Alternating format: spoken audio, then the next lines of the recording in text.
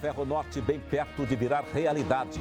A assinatura de contrato entre o governo e a empresa que vai construir e operar a ferrovia foi hoje em Cuiabá. O caso da menina que foi se vacinar em Várzea Grande e o nome dela consta como morta. A família quer explicações e registrou boletim de ocorrência na polícia. É baixo o índice de vacinação no estado contra diversas doenças, como hepatite tipo A. O número de crianças imunizadas não chega a 60%. No MT2, que começa agora.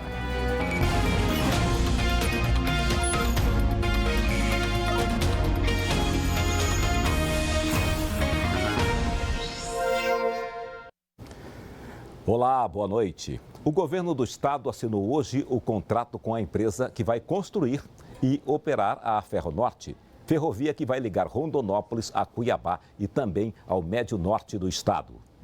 A ferrovia vai ter pouco mais de 700 quilômetros e será dividida em 2 ramais. O primeiro vai ligar Rondonópolis a Cuiabá. Já o segundo será de Rondonópolis a Lucas do Rio Verde, passando por Nova Mutum. O governador acredita que as obras comecem no prazo máximo de 1 ano. A partir da licença ambiental, eles têm até 6 meses para iniciar as obras. O licenciamento, nós temos uma previsão que ele deve demorar algo em torno de 6 meses também, para que nós possamos cumprir todas as etapas legais. Então, muito provavelmente, no início do segundo semestre de 2022, nós já teremos obras efetivamente acontecendo a partir de Rondonópolis, rumo a Cuiabá, a partir de Rondonópolis, rumo a Nova Mutum e Lucas do Rio Verde. Pelo contrato assinado nesta segunda, a estação de Cuiabá tem que ficar pronta até 2025. A de Nova Mutum em 2027 e a de Lucas em 2028. João Alberto Abreu, da Rumo Logística, diz que um dos cuidados foi evitar que os trilhos passem por terras indígenas e áreas de proteção ambiental. Mais de 2.500 traçados e estudos foram feitos para garantir que esse traçado não passasse por nenhuma área de proteção ambiental, não chegasse perto de nenhuma área, nenhuma reserva indígena. Então você já parte de um traçado e do ponto de vista ambiental ele teve os seus cuidados na concepção. A estimativa é de que pelos próximos 7 anos sejam investidos na obra mais de 11 bilhões de reais. Dinheiro que vai ser todo da empresa, a Rumo Logística, que já opera a ferrovia em Rondonópolis e foi a única interessada no chamamento público realizado pelo governo do estado para a construção da Ferronorte. Obviamente, a Rumo era o principal player, ela já opera, é o maior player desse setor no Brasil. Ela opera a Norte-Sul, ela opera a Malha Paulista, ela chega hoje a Rondonópolis. Então era muito esperado que ela tivesse interesse. A ferrovia não vai servir apenas para transportar a produção agrícola e trazer produtos de outras regiões do país para Mato Grosso. Ela também deve girar a economia do estado, criando empregos. A estimativa é de mais de 200 mil postos de trabalho. 5 bilhões de reais serão em salários para as pessoas que vão trabalhar na construção. E a partir daí um potencial de desenvolvimento gigantesco para a indústria que vai gerar postos de trabalho permanentes aqui no estado. Nós estimamos uma possibilidade de até um crescimento de 5% a mais no PIB só com o avanço da ferrovia. Um levantamento do Departamento Estadual de Trânsito mostra que Várzea Grande tem o trânsito mais perigoso do estado. Neste fim de semana foram 27 registros. 2 ciclistas foram atingidos por veículos desgovernados e uma pessoa foi atropelada na faixa de pedestres. Parte do muro do hospital particular ficou destruído. Entre as vítimas, um bebê de 8 meses que estava com os pais nesta caminhonete.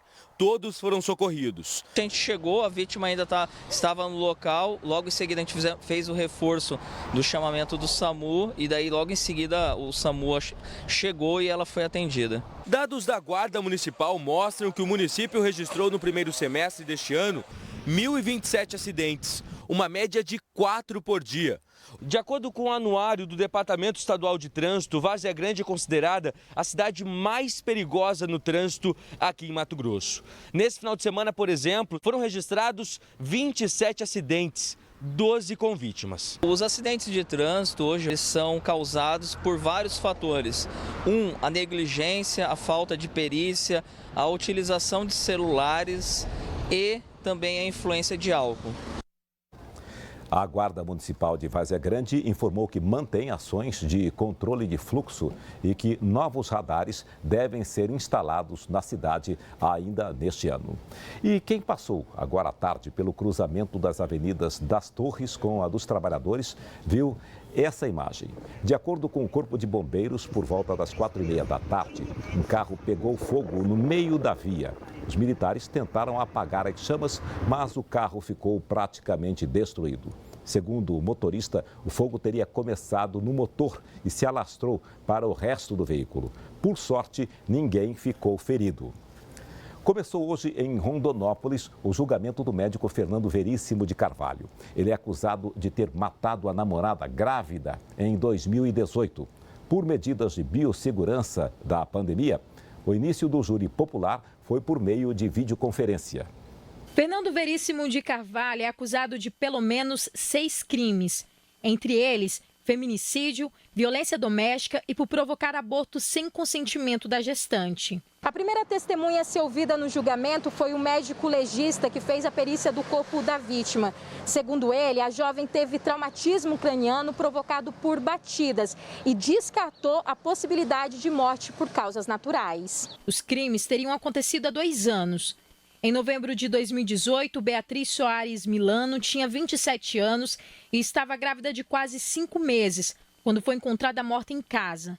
Quase um mês após a morte da vítima, o médico Fernando foi preso na casa dos pais, no interior de São Paulo. Em seguida, foi transferido para Rondonópolis. Difícil acreditar que aconteceu um feminicídio com uma pessoa tão boa como a Bia. A Bia era uma pessoa carinhosa, a Bia era o bem e não o mal, ela era a paz e não a violência, ela era o amor. A família pede por justiça. Tem que ter certeza que é capaz de fazer isso, com esse grau de perversidade, com esse grau de frieza, de esperar horas para ligar para o SAMU, de contar uma história absurda para a família. Nós não conseguimos falar com a defesa do médico. O júri popular foi interrompido durante a tarde. A defesa do réu colocou o assistente de defesa como testemunha, o que não é permitido. O julgamento está marcado para ser retomado no dia 10 de novembro deste ano. Depois do intervalo, você vai ver, mais um município do sudeste do estado vai manter a vacinação de adolescentes contra a Covid. Alto Taquari vai vacinar pessoas com mais de 12 anos e não vai seguir a recomendação do Ministério da Saúde. Os detalhes em instantes.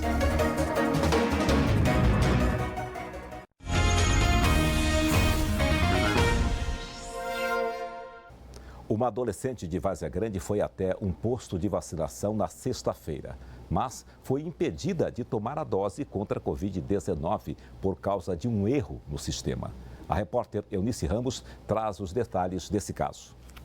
A adolescente levou um susto ao ser informada do motivo pelo qual não poderia tomar a vacina. As atendentes disseram que no sistema do SUS constava que ela tinha morrido no dia 10 de maio deste ano. A adolescente, que estava acompanhada da mãe, deixou o local sem a vacina. As duas foram até uma delegacia e registraram um boletim de ocorrência. O secretário de Saúde de Várzea Grande, Gonçalo Barros, disse que houve um erro no sistema do SUS, que é quem libera a vacinação. Ele disse ainda que um médico de Rondônia teria cadastrado o CPF da adolescente como de uma pessoa que tinha morrido. O município notificou o SUS para corrigir o erro e hoje a adolescente foi vacinada. Alto Taquari e mais uma cidade do sudeste do estado que vai manter a vacinação de adolescentes sem doenças pré-existentes. A expectativa é vacinar nesta semana todas as pessoas com mais de 12 anos com a primeira dose. Os super-heróis entraram na batalha da pandemia. E nessa luta da vida real, os adolescentes imunizados podem ganhar superpoderes para vencer o novo coronavírus em caso de contaminação. No último dia 15, Alto Taquari começou a vacinar com a primeira dose da Pfizer todos os adolescentes com comorbidades ou deficiência permanente e aqueles com 16 e 17 anos sem doenças pré-existentes. E o município já prevê a próxima etapa da vacinação dos adolescentes sem comorbidades. Será na quarta-feira. Pais e responsáveis devem levar os filhos com mais de 12 anos até o SF do centro, da 1h30 até as 4 da tarde, para tomar a primeira dose do imunizante. Com mais esse dia de vacinação, todos os adolescentes com e sem comorbidades devem receber a vacina contra a Covid. Alto Taquari se junta a Campo Verde, que hoje aplicou a primeira dose em adolescentes com mais de 15 anos. Vários outros municípios do sudeste de Mato Grosso suspenderam a vacinação de adolescentes sem doenças pré-existentes, ou então nem iniciaram a imunização, depois da recomendação que veio do Ministério da Saúde. Para quem se vacinou, não precisa entrar em pânico e nem ficar preocupado. A recomendação que tem sido feita é que os gestores locais façam um rastreamento desses adolescentes que já tomaram a vacina para seguir o esquema vacinal com segunda dose. E assim que a gente tiver a disponibilidade do imunizante, a gente volte a vacinar a essa população nessa faixa etária. No município de Vera, no norte do estado, o horário de atendimento para a vacinação contra a Covid-19 será estendido nesta terça e quarta-feira. A repórter Laís Politi tem os detalhes. O horário de vacinação nestes dias será nas unidades básicas de saúde Sol Nascente e Vida Nova até às 8 horas da noite. O objetivo de estender os horários é possibilitar que as pessoas que estão dentro da faixa etária de 18 anos e que ainda não tenham se imunizado devido às questões de trabalho possam comparecer às unidades básicas de saúde para tomar a vacina. No sábado, dia 25 de setembro, as unidades também estarão abertas e as equipes estarão realizando a vacinação das 8 horas da manhã até as 4 horas da tarde. Vale lembrar que quem faz parte das faixas etárias que já foram liberadas ou dos grupos prioritários que já foram convocados e que por algum motivo não puderam se vacinar, pode procurar os 2 postos de saúde. Bem, agora vamos conferir os dados do painel da Secretaria Estadual de Saúde sobre a situação da pandemia. Nas últimas 24 horas, 12 pessoas morreram de Covid em Mato Grosso.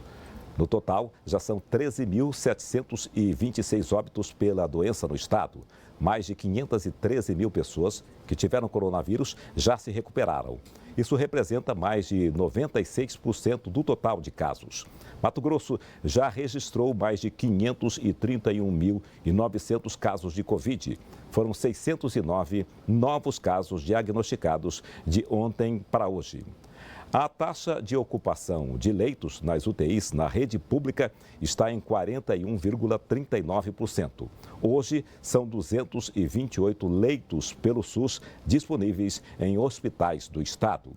Segundo o Ministério da Saúde, Mato Grosso tem registrado média diária de 521 casos de Covid nos últimos 14 dias, queda de quase 39% em comparação com as 2 semanas anteriores.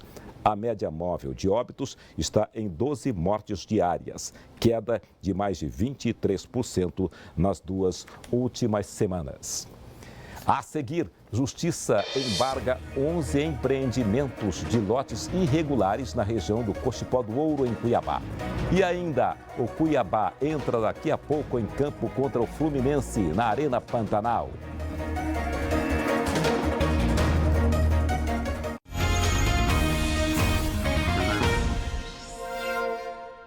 A Assembleia Legislativa de Mato Grosso aprovou a convocação do presidente da AproSoja Brasil, Antônio Galvão, para depor na CPI da sonegação fiscal.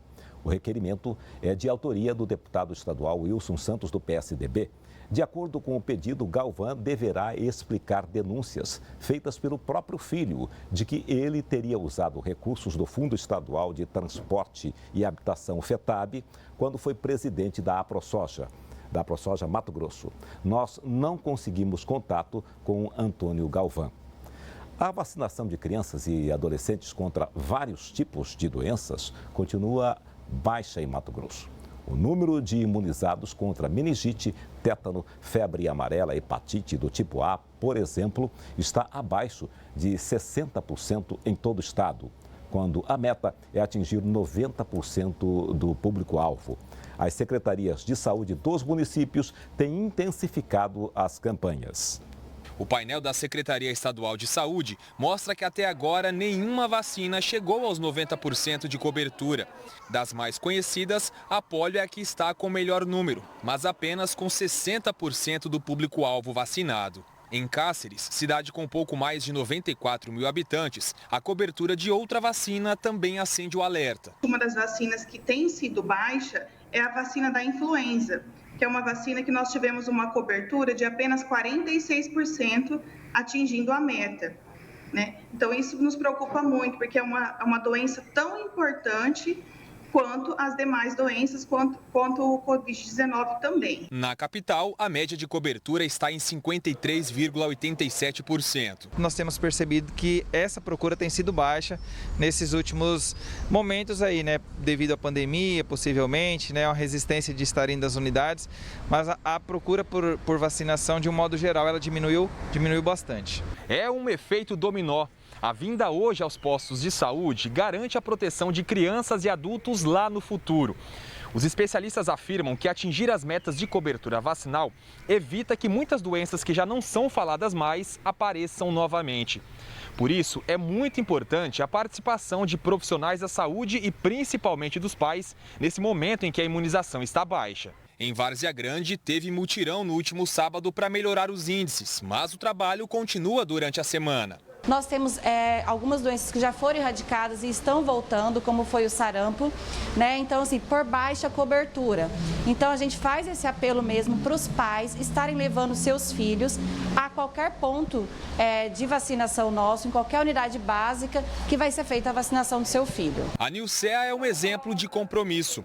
Os cartões de vacinação do Vinícius, de 3 anos, do Luiz Fernando, de 8 e também o dela estão todos preenchidos. E eu acho super importante os pais levarem os filhos para vacinar, porque várias doenças que existiam no passado já não existem mais. Isso se deve à eficácia das vacinas, né? Moradores de alguns bairros de Várzea Grande estão sofrendo com quedas de energia elétrica. Eles dizem que a situação tem sido constante e pedem uma solução para o problema. O Ricardo mora no bairro Icaraí, em Várzea Grande. Ele e a família passaram por um sufoco. Ficaram sem energia elétrica durante 3 dias. Houve uma sobrecarga da rede.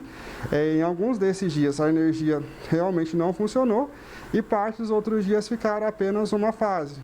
Com o calor que faz no estado nessa época do ano, não deu para dormir em casa sem o ar-condicionado e o ventilador. Então ficamos com calor, com muito mosquito, o que impossibilita você dormir. A mesma situação acontece aqui, no bairro Paiaguás, em Várzea Grande. Já são 2 semanas com quedas de energia frequentes. O Eduardo trabalha em casa e passou 14 horas sem luz na semana passada. Acabei perdendo 2 dias de serviço sem conseguir trabalhar por conta disso. Aí você acaba tendo que se deslocar daqui para procurar um local para trabalhar, um shopping, alguma coisa para você conseguir sentar e ter energia para conseguir trabalhar. A Claviana também mora no bairro Paiaguás e reclama do mesmo problema. Não tem condições no calor desse ficar sem energia, porque temos filhos pequenos, somos trabalhadores, pagamos nossos impostos, então precisamos ter pelo menos o básico, né? As mudanças climáticas são o fator principal para a falta de energia. Nós tivemos ocorrências de árvore que caíram sobre a rede e provocaram danos, partiram cabos e estruturas, e também tivemos poste abalroado neste mesmo período. No bairro Paiaguás, a queda de energia também pode estar relacionada à grande quantidade de moradores novos que estão na região. O bairro praticamente dobrou a população nos últimos meses, só que a gente não viu nenhuma manutenção para mexer, para ampliar a infraestrutura do bairro. Então a gente acredita que a rede não está aguentando a demanda que tem. A Justiça embargou 11 empreendimentos de lotes irregulares na região do Cochipó do Ouro, em Cuiabá. O Ministério Público afirma que estavam sendo formados condomínios com características urbanas, sem qualquer estrutura. Para comprar um terreno em um loteamento novo, não basta verificar a escritura do imóvel no cartório. É preciso procurar alguns órgãos municipais e saber se a prefeitura deu licenciamento para a divisão dos lotes de acordo com o que os donos prometeram aos compradores. A escritura pública no cartório é para verificar se aquele imóvel está realmente se quem está vendendo para você é o real proprietário do imóvel. Agora, ele tem que procurar os outros órgãos do município para verificar se aquele empreendimento ele está autorizado para funcionar. É uma medida de precaução para não comprar terrenos que fazem parte de empreendimentos ilegais.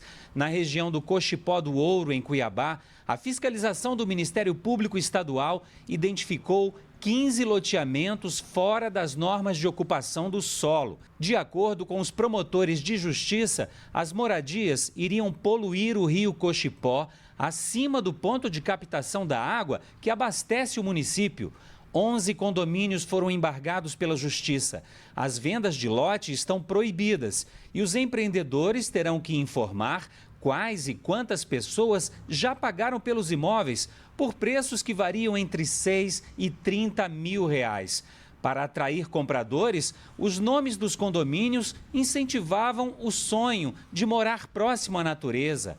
Águas de Chapada, Portal Águas de Ouro e diversos paraísos. Os condomínios embargados pela Justiça ficam na área rural de Cuiabá. E para driblar a fiscalização, os loteadores registraram os empreendimentos como sendo chácaras de recreio, que só podem ter terrenos a partir de 1 hectare.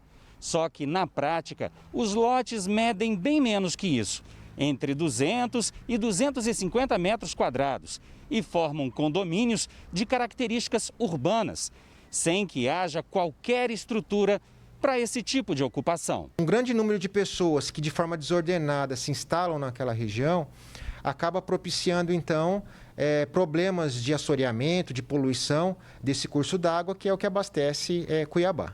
O promotor de justiça critica algumas leis municipais que, segundo ele, têm facilitado a ocupação desordenada em Cuiabá. A lei municipal aqui em Cuiabá, ela tem cada vez mais permitindo, né, a diminuição do tamanho dos lotes, a distância em relação ao perímetro urbano. Isso é um convite, né? Um convite para quem quer ganhar dinheiro, às vezes até de forma irregular, com esse tipo de empreendimento. Então, eu acredito que o poder público municipal, através da Câmara Municipal e do Executivo, tem sim colaborado para a proliferação desses empreendimentos. E hoje, infelizmente, nós temos que correr atrás de forma que tivemos que já entrar com 15 ações, né?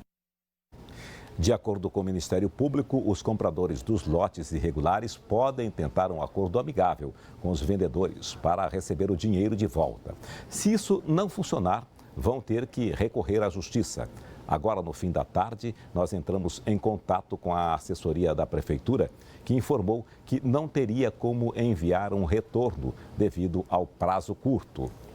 E agora a gente fala de futebol. O Cuiabá joga hoje pela 21ª rodada do Brasileirão. Recebe o Fluminense logo mais às 7 da noite na Arena Pantanal. O representante de Mato Grosso entra em campo com alguns problemas. No melhor momento do time na competição, os maiores problemas. O Cuiabá entra em campo daqui a pouco na Arena Pantanal, cheio de desfalques. Casos de Covid, suspensões, jogador lesionado. Não faltaram dificuldades na montagem da equipe para encarar o Fluminense. São nada mais, nada menos que 5 ausências. Yuri, Cleison, Gênison e Elton estão suspensos. João Lucas sofreu uma pancada na panturrilha direita e também está fora. Para completar, William Correia e PP perderam vários treinamentos depois que testaram positivo para a Covid-19. O cenário que se desenha não é dos mais animadores, mas o técnico Jorginho mantém a confiança no time. A equipe mantém o seu padrão, seja num 4-2-3-1, num 4-4-2, a gente consegue realmente fazer com que todos os jogadores se sintam participantes, importantes, então não tem essa coisa. O titular para mim é aquele que está com condição de jogo. Apenas 1 ponto separa os dois clubes na classificação. O Cuiabá tem 27 e o Fluminense 28. O adversário carioca foi elogiado pelo treinador. tem muita qualidade, jogadores com muita qualidade de definição, inclusive, de fora da área. Então a gente tem que estar bem atento, porque os dois estão, basicamente, é um jogo de 6 pontos. Então a gente ganhando, passa deles e fica com grande possibilidade de ficar muito bem na colocação. Se vencer, o Cuiabá sobe para a 6ª colocação, na zona de classificação para a Libertadores. Nada mal para quem chegou a passar 6 rodadas na zona de rebaixamento. O MT2 termina aqui. Uma boa noite para você.